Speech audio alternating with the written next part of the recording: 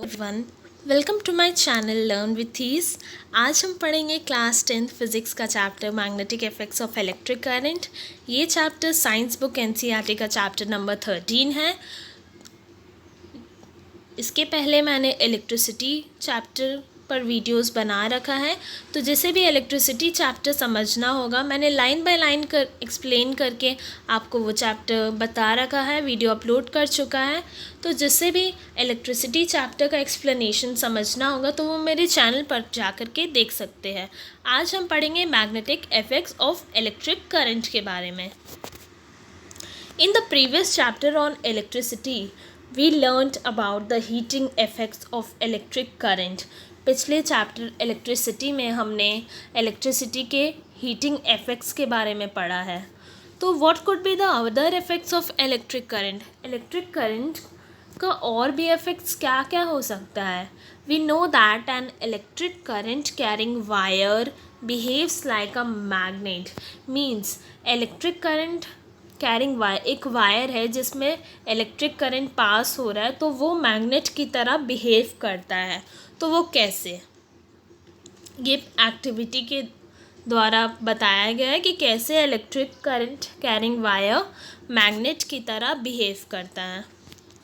Activity में दिया है कि take a straight thick copper wire, means ये copper wire X Y copper wire लिया गया है, and place it between the points X और वाई के बीच में प्लेस किया गया है इस वायर को, as shown, and perpendicular to the plane of paper. Means ये प्लेन ऑफ पेपर है, A B C D is the plane of paper, and X Y is a thick copper wire which is placed perpendicular to the plane of paper. Means उसे perpendicular ऐसे ये wire पास हो रहा है, ये एक plane of paper है, तो परपेंडिकुलर हमें वायर को प्लेस करना है।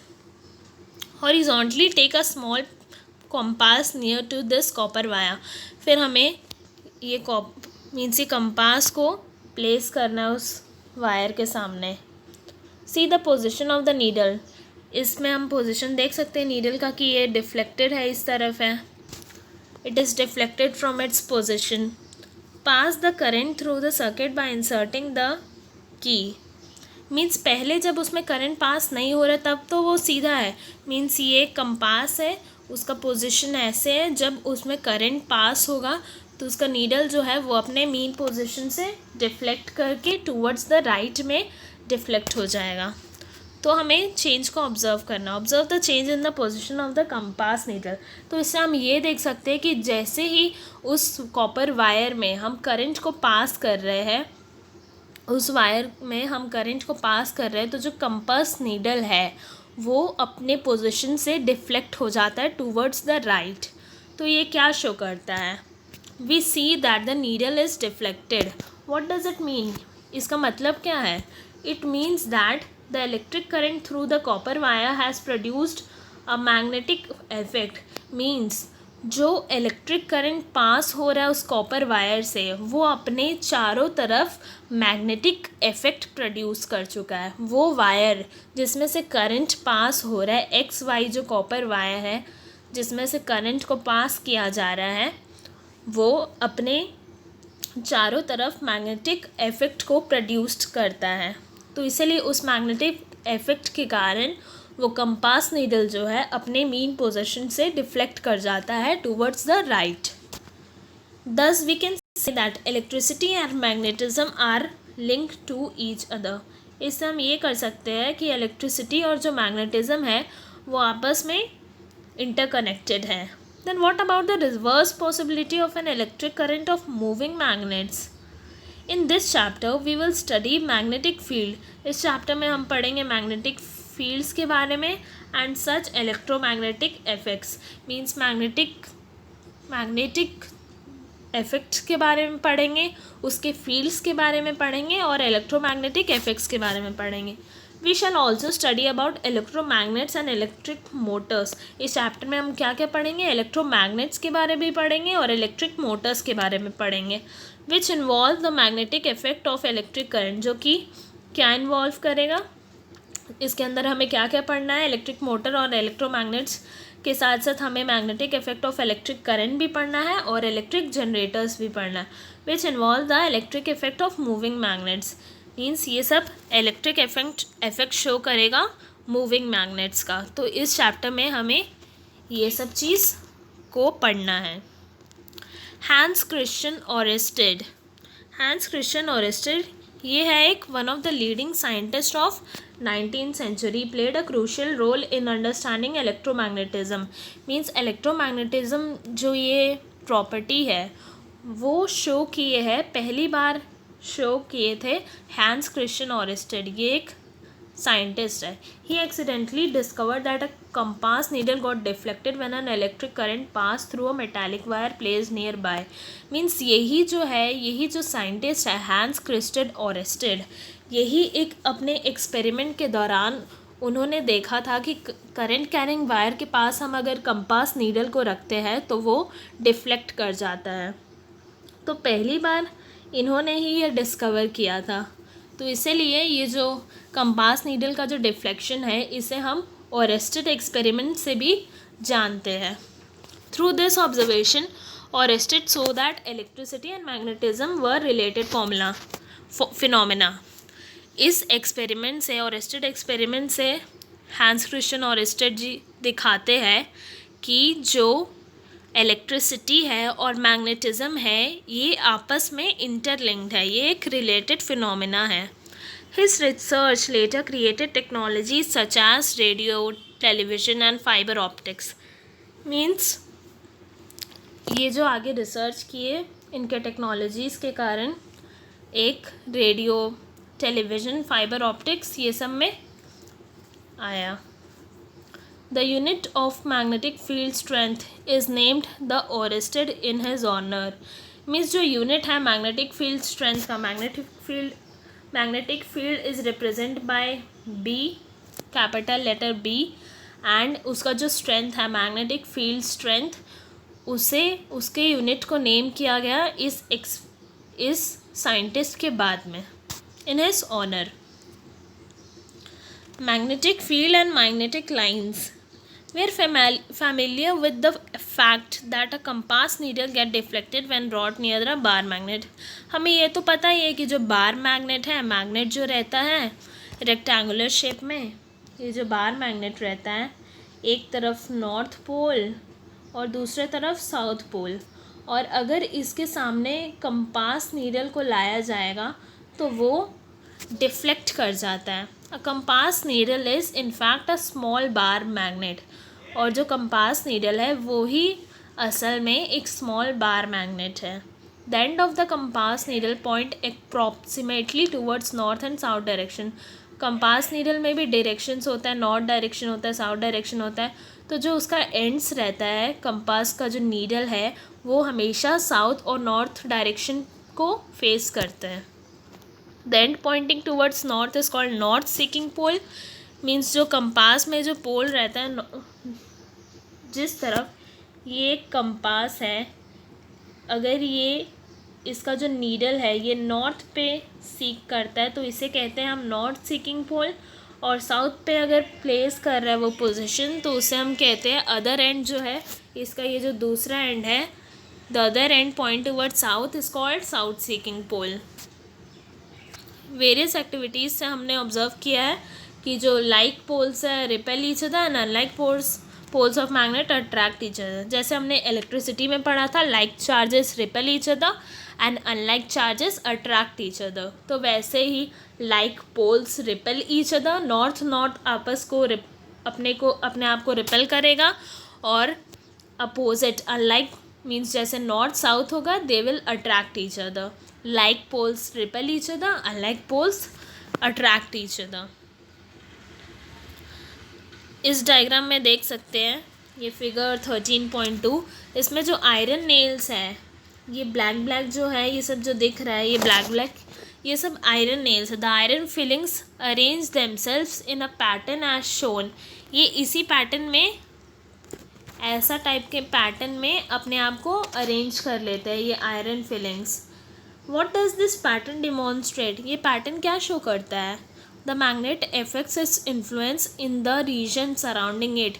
ये शो करता है कि जो मैग्नेट है ये रेड कलर का जो मैग्नेट है, बार मैग्नेट, ये अपने सराउंडिंग्स में अपना इफ़ेक्ट शो करता है। इट एक्सर्ट्स इट्स इन्फ्लुएंस अपने सराउंडिंग में, अपने रीजन में, जिस जगह वो पड़ा है, जिस जगह वो रखा गया है मैग्नेट, उसके आसपास जो रीजन है, उसके आसपास जो सराउंडिंग है, वो अपना इफ़ेक्ट शो करता है उस वहाँ पर ही।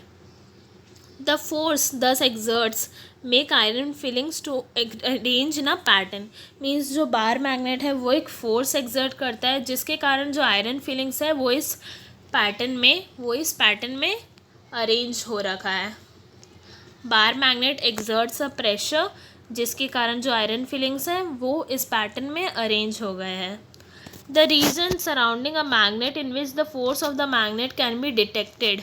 ये जो रीजन है जो बार मैग्नेट को सराउंड कर रहे हैं, ये शो करते हैं फोर्स, कितना फोर्स है, कितना amount of force bar magnet exert करते हैं, जिसके कारण आयरन फिलिंग्स अपने आप को अरेंज कर लिए हैं उस पैटर्न में। The lines along which iron filings align themself represent magnetic fields. Means जो ये आप लाइन देख रहे हैं, जो लाइंस में आयरन फिलिंग्स अपने आप को अरेंज किए हुए हैं, उस लाइंस को हम कहते हैं मैग्नेटिक फील्ड्स। तो ये सब जितने भी लाइंस हैं, आयरन फिलिंग्स जो अपने आप को अलाइन कर लिए हैं उस पोजीशन में, उस फील्ड लाइंस में, तो उस फील्ड लाइंस को हम कहते हैं magnetic field lines. Are there the other way of obtaining magnetic field lines around a bar magnet. क्या कुछ अलग वे है जिससे हम बार मैग्नेट का फील्ड लाइंस को ऑब्टेन कर सकें? Yes, you can yourself draw the field lines of a bar magnet। इस एक्टिविटी के थ्रू हमने देखा कि अलग कंपास का नीडल प्लेस कर करके दूसरे पोजीशन पे हमें, या कंपास का नीडल हमने प्लेस किया है तो हमें ये सर्कुलर टाइप का लाइंस मिले हैं। सर्कुलर, ये लाइंस को हम जॉइन कर दिए तो ये सर्कुलर लाइंस जो है उसे हम कहते हैं मैग्नेटिक फील्ड लाइंस। ये जो मैग्नेटिक फील्ड लाइंस है ये नॉर्थ से निकलते हैं और साउथ में एंटर करते हैं। यहाँ से हम देख सकते हैं कि ये साउथ में एंटर कर रहे हैं और नॉर्थ से निकल रहे हैं। ये एक सर्कुलर टाइप का फॉर्म कर लेते हैं field lines around a bar magnet. तो ये डायग्राम हमें ध्यान से रखना है, ध्यान देना है इस डायग्राम पे, क्योंकि ये क्वेश्चंस ज़रूर आते हैं कि हमें फील्ड लाइंस ड्रॉ करने दिया जाता है बार मैग्नेट का। Magnetic field is a quantity that has both direction and magnitude. Magnetic field एक ऐसा क्वांटिटी है जिसके पास बोथ डायरेक्शन भी है और उसका मैग्नीट्यूड भी है। Magnetic field is represent by letter B. ऊपर में डायरेक्शन का साइन दिया जाता है, इसलिए मैग्नेटिक फील्ड एक ऐसा क्वांटिटी है जिसके पास both direction and magnitude. The direction of the magnetic field is taken to be the direction in which north pole of the compass moves inside it. Means जो मैग्नेटिक फील्ड का जो direction है वो हमें कैसे मिलेगा? नॉर्थ पोल का जो कंपास है, कंपास का जो नॉर्थ पोल है, वो जिस तरफ मूव करेगा उसी तरफ डायरेक्शन रहेगा मैग्नेटिक फील्ड का। Therefore it is taken by convention that the field line emerge from north pole. इस डायग्राम से हम देख सकते हैं it emerge from north pole and merge at the south पोल।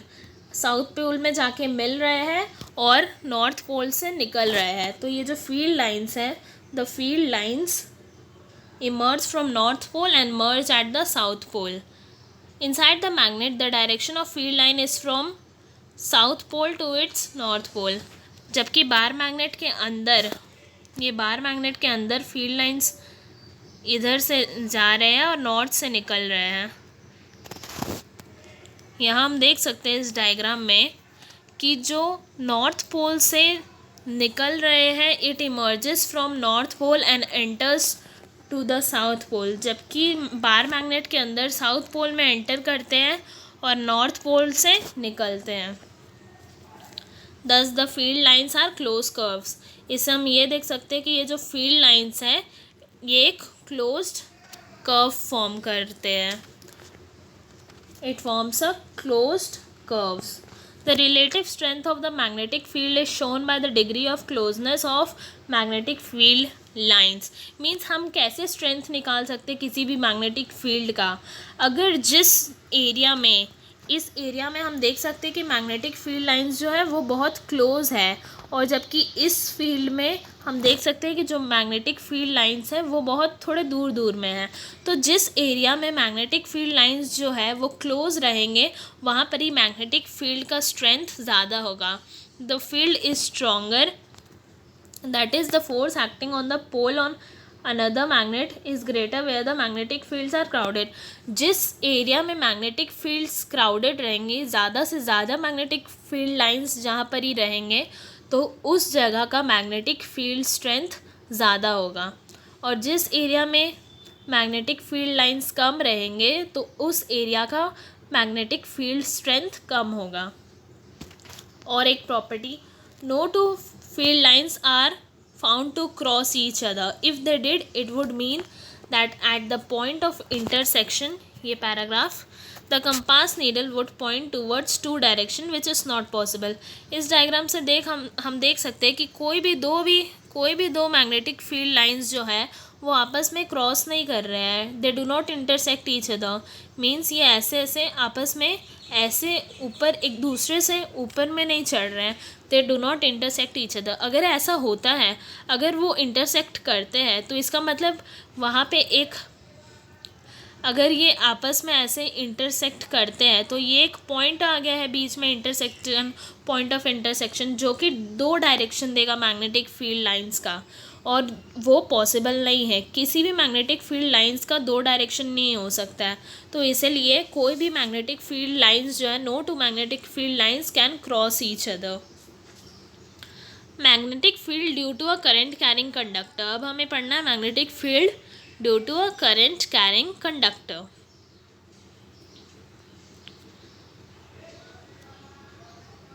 इस एक्टिविटी में दिया गया है, take a long straight copper wire, 2 or 3 cell of 1 point and a plug key, connect all of them in series as shown in figure. Place the straight wire parallel and over a compass needle.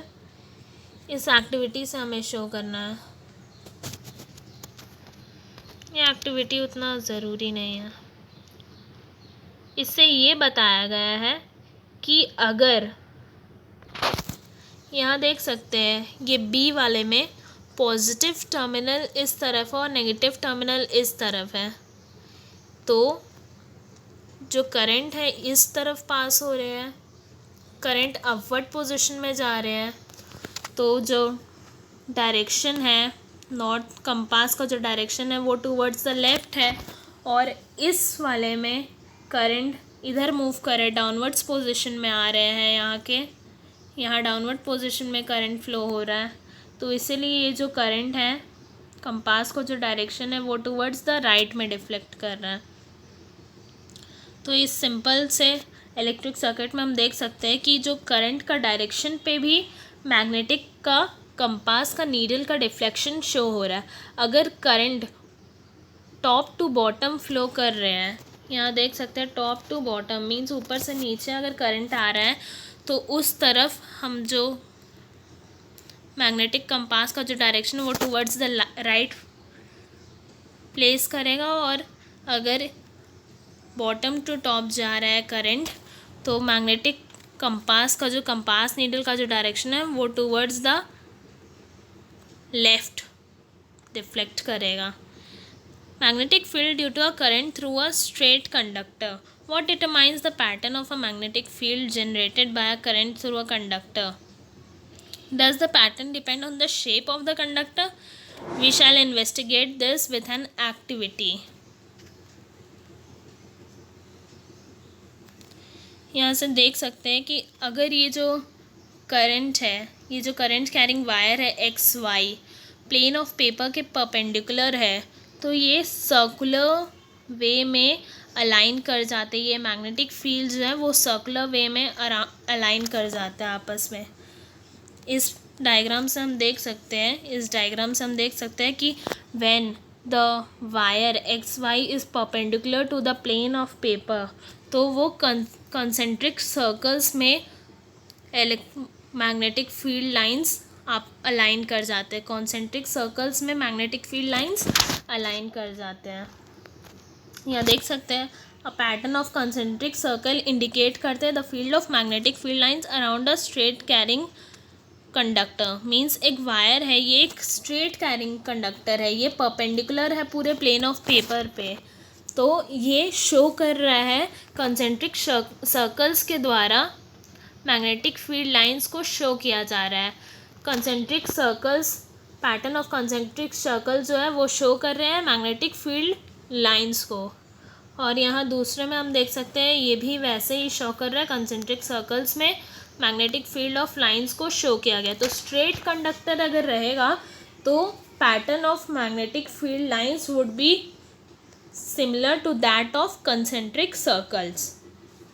What happened to the deflection of needle placed at given point if a current carrying wire is changed? To see this, vary the change in the wire. We find that the deflection in the needle also changes. In fact, if the current is increased, the deflection also increases. Means हमने देखा था इस वाले में कि अगर हम current का डायरेक्शन चेंज कर रहे हैं तो डिफ्लेक्शन भी जो है वो डिफ्लेक्शन का पोजीशन भी चेंज हो जाएगा। अगर हम करंट टॉप टू बॉटम ला रहे हैं तो डिफ्लेक्शन टूवर्ड्स द राइट होगा, और अगर हम करंट बॉटम से लेकर टॉप तक लेकर जा रहे हैं तो करंट का डायरेक्शन जो है वो टूवर्ड्स द लेफ़्ट होगा। तो करंट का डायरेक्शन पे भी डिपेंड करता है deflection of compass needle. Compass needle का डिफ्लेक्शन करंट के डायरेक्शन पर डिपेंड करता है। What happens to the deflection of needle if the compass is moved away from the copper wire?